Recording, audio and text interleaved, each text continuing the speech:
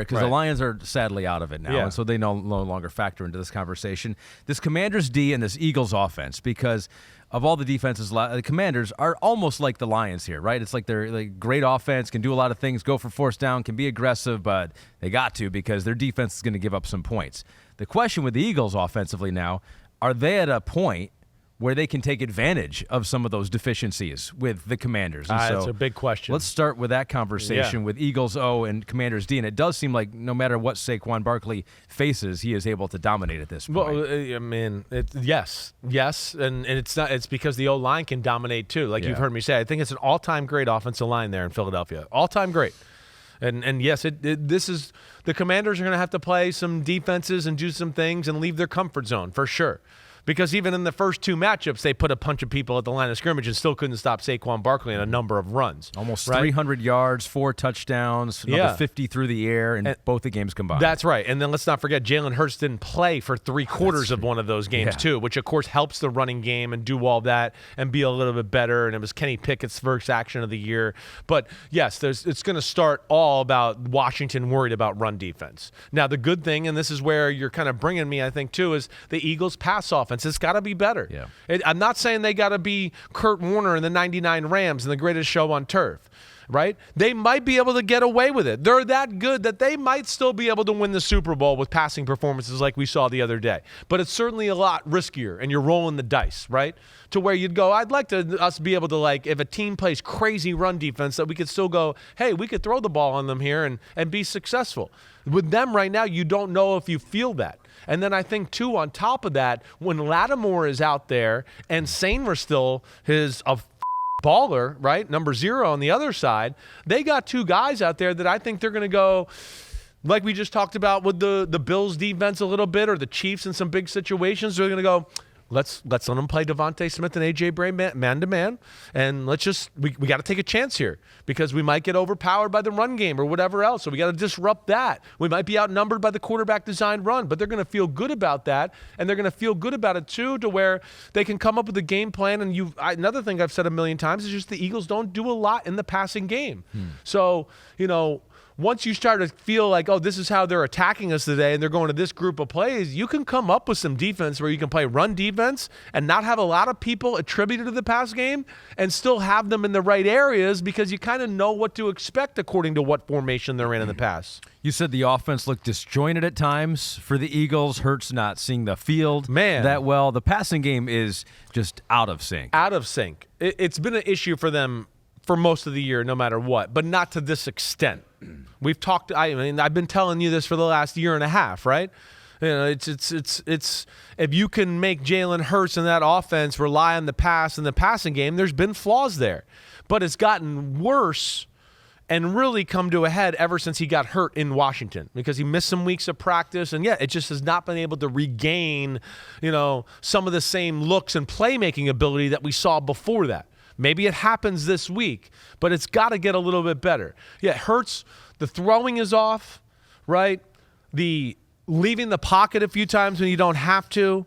And in the Rams game, he definitely was on the wrong side of the field a few times. Like the Rams did some different things and they might have disguised and backed out, and he thought it was one coverage and he looked to the left and it was like, no, it's the other coverage. You got to look over there. This one's over here. And there was just that, and it was all over the place. Yeah. Their offense was scary the other day. I mean, as I said to you Sunday night, there was no offense. There was none. It was just 7 plays. It was like 3 or 4 Barkley runs, the one Jalen Hurts run, a swing pass to Barkley that was on a 3rd and 14 that he got a first down, and a crosser to Goddard, if you remember. That was the whole game. There was no other offensive consistency. And that's hard to win the Super Bowl that way. They're damn good and might still be able to do it, but, man, it's risky, as we saw on Sunday afternoon playing that way. You said the good thing, if they can run the ball, that makes things easier for Hurts, and maybe can get some better looks right there, and maybe run a little bit more on second and long, too, just because that's obviously the best part of your offense so far. Right. They get too much into the trap, too, of sometimes, like, people usually play run defenses on first down, right? And they might run it, which I'm fine with, and they maybe lose a yard or two.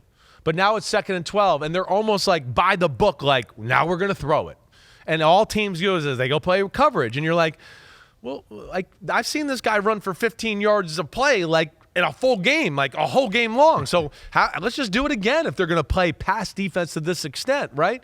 And that's where, again, I'd like to see them do a little more double plays at the line of scrimmage, whatever, because as I've told you, they waste more plays than they should for being as good as they are on that side of the ball. Now, you mentioned that the Eagles' offensive line, all-time great. Yeah. Probably be able to out-physical the Commanders, but they did not always do that against the Rams. No, they did not. When you watched it back. No, the Rams' quickness got them. The snow bothered the Eagles more, right? And that's where I don't love elements all the time, because I said this in our meeting room before the game started. I said, because they were like, well, don't you think, the bigger teams that have the advantage of the snow? No, the snow usually just equalizes everything to a degree. Now the big team who's used to having their cleats in the ground and moving people out of the way, they can't quite get them in the ground the same way, and they might slip or whatever, right? And then sometimes with the big team, it's like, hey, Jared Verse puts a move on, and I fell for that first move, and now, I'm trying to get back, but it's snowy and slippery, and I can't get back and even get an arm on you, and usually I can because I'm so big and I can just knock you out of the way that way. Right. So it's some of that. Let alone the Eagles are also the faster team. So that's the other element that people missed on Sunday. Yeah, they're bigger, but they are faster too. So it hurt them more than I felt like the Rams. Yeah. But the Rams still brought it physically. They really did. I mean, their D-line, they got to be so proud of the way they played in a lot of downs. Like I told you Sunday night, if there was 131 plays in the game, the Rams won 115 of them. It's just when they lost them, it was disaster. And that's what stinks for them. And that's what we're going to have to see if the Commanders can replicate some of what the Rams did on Sunday. Yeah, Pete has gone through here and looked at that Eagles offense. So there were 215 yards on the 4 longest plays for the Eagles. That's what I'm saying. The Barkley 78 and 62-yard touchdowns. The Hurts 44-yard touchdown, and the Goddard 31-yard reception. So that's their whole day right there. That's what I'm saying. And then you add on the 16-yard gain on 3rd and 14 to Saquon Barkley, and you go, well, yeah, shit, that is their whole day. I mean, that was it. It was 6 or 7 plays was their whole statistical output. 215 of their 285 yards came on 4 plays. That's crazy. Yeah, that is crazy. It is. Wait, that was just rushing. Yeah, 350 yards total. Okay, yeah. So it's still crazy. It is still crazy. Still crazy. And the Rams outgained them. They had 402 in the game. So we've seen this before in the championship games where one team has a rookie quarterback, but in all 5 previous rookie quarterbacks starting the conference championship game, Pete notes here in the rundown, they had a top 3 scoring defense in all of those. So here's the statistic. Well done, put together, guys, back there. The Commanders, unfortunately for them, they are 18th. Now, Jaden Daniels, not your normal, typical rookie quarterback. No, he's better than anybody on that list was in their rookie year. Doesn't necessarily need an elite defense, but it would help. Yeah. It would definitely help. And so that is, there's going to be more on a rookie quarterback in a conference championship game than maybe we have ever seen. There's no question there will be. I mean, Mark Sanchez and them, they were run the ball and run bootlegs and maybe an occasional play-action pass. Right, Flacco, same type of thing. But they trusted him a little bit more with the pass game maybe than some of the. Brock Purdy ran the offense, but their offense was awesome. We know, but yes, this offense goes through Jaden Daniels. He is the offense, and some of the things he does is going to make Philadelphia uncomfortable. He is. I mean, Philadelphia. As much as I love their defense, they are a little too bland and simple for me at times. They are too good to let teams do what they do. They're another team that I would sit here and go, I love Vic Fangio's scheme, right? There's so much, they're sound and all that, but they don't create enough at times.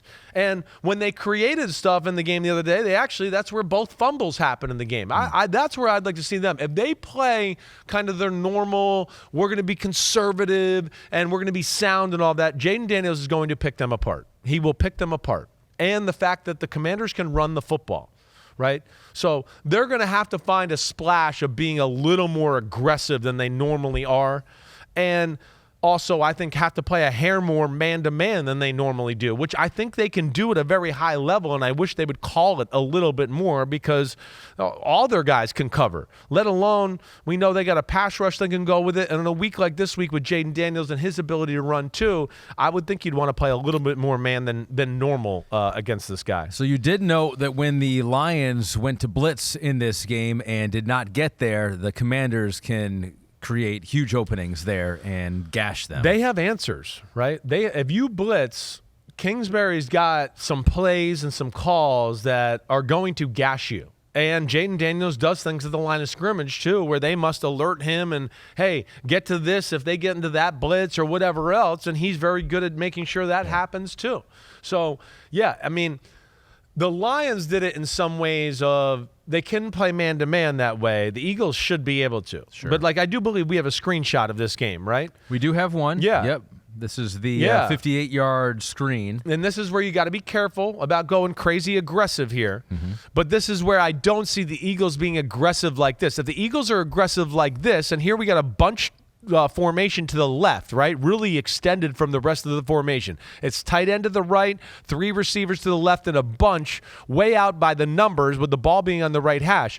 But here's the first problem with this. Yeah, you're worried about the pass rush. They're probably worried about read option with Jaden Daniels off the edge.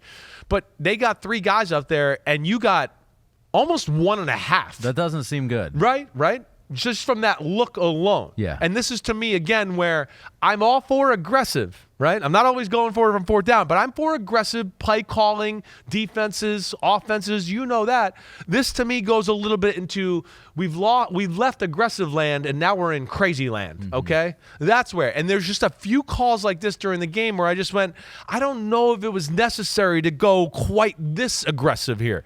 So here he is. He sees this look. And, again, I don't think the Eagles will give them this look. The Eagles will have 3-on-3 up there, right? Or 2.5 versus 3, where they have like one guy kind of playing between the receivers in the line of scrimmage with 2 guys clearly out there on them. This one, like we said, we got one corner there. Melon Fonwu, the safety, is 12 yards off the ball and inside and quite a distance from them. And then the next closest defender, I think, is Brian Branch, who's going to be blitzing off the slot. So Jaden Daniels gets to the screen. Let's show it to Terry, Scary Terry, up to the left. And look at, see, this is where the one guy you got close is blocked right off the bat.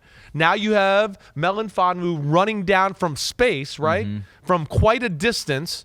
And McLaurin's about to get the ball, and he's got De'Ami Brown in front of him who's blocking no one and just looking for work, right? So this is just an advantageous look for the Washington football team. He catches the ball, and De'Ami Brown, of course, blocks Melon Fonwu, and it's off to the races. He splits the 2 defenders who are being blocked, and now you have nobody there.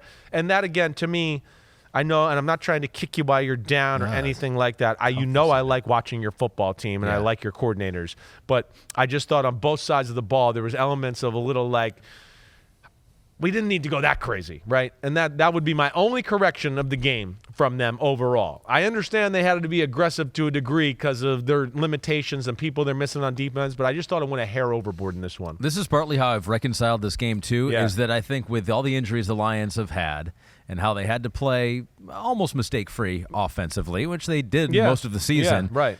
I think they would have had a hard time beating the Eagles. I think they would have had a real hard time beating either the Ravens, Bills, Chiefs, whoever got there from the AFC. I hear you. There's a silver line in there, too. Who do you think you would have picked, Eagles or Lions? I would probably have taken the Eagles. Yeah. I probably would have. It would have made me think. Here's one little aspect. I'm just going to read you my notes, all right?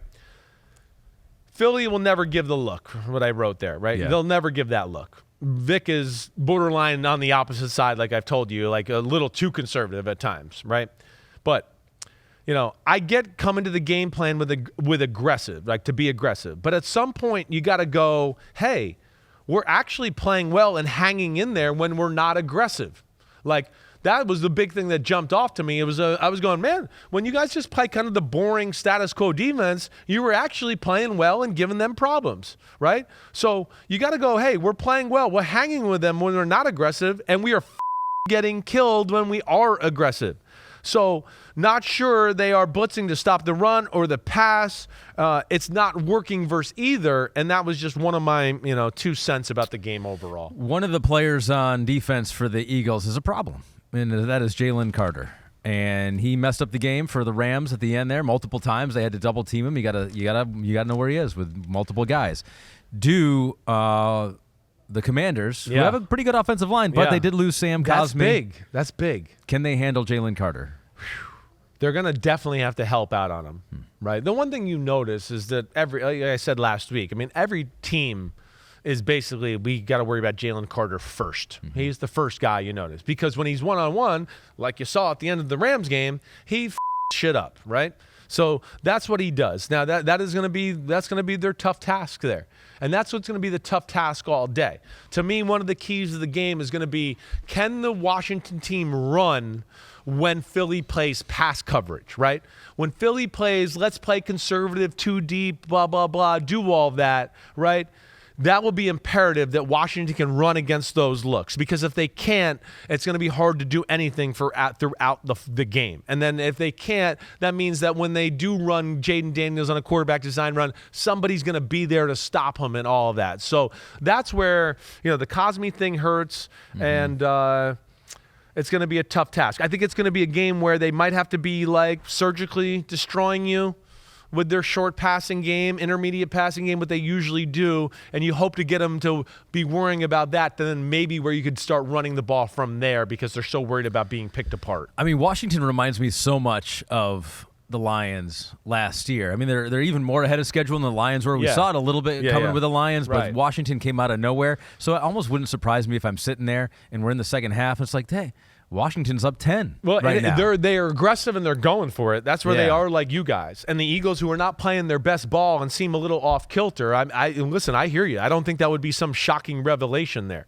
My problem with the Eagles right now is just it's too simple, right? It's too simple on the defensive side of the ball for good QBs and good OCs. They're damn good on D. We know that. It's the number one D in football. But the reason they had some problems stopping Stafford and McVay the other day, because there's just too many times where he comes to the line of scrimmage and he's like, oh, it's 4-3, cover 2. It's 4-3, cover 1, right? There's nothing there. Coverages are simple. Disguises are simple. Blitzes are simple. Yes, it's sound, but good QBs and OCs are going to make it unsound when they know what you're doing all the time in the run or pass. And that's where I say they just got to find, they don't need to reinvent the wheel, but they just got to find a little touch of aggressive creativity every now and then. They're good enough to play it simple and almost beat most teams in football, but this is a special team with a hot offense. And, of course, in the Super Bowl, if they get there, it's going to be a special team with special quarterbacks and a special coordinator and all that, too. And that's where I think that they can grow as a team. Your pick will come tomorrow. Now, where are you with Mike? Now, do you have to go out on a limb here to try to catch up to him? Where are you in the standings? I'm win best bets. I actually think I'm a game behind him in straight up. Right.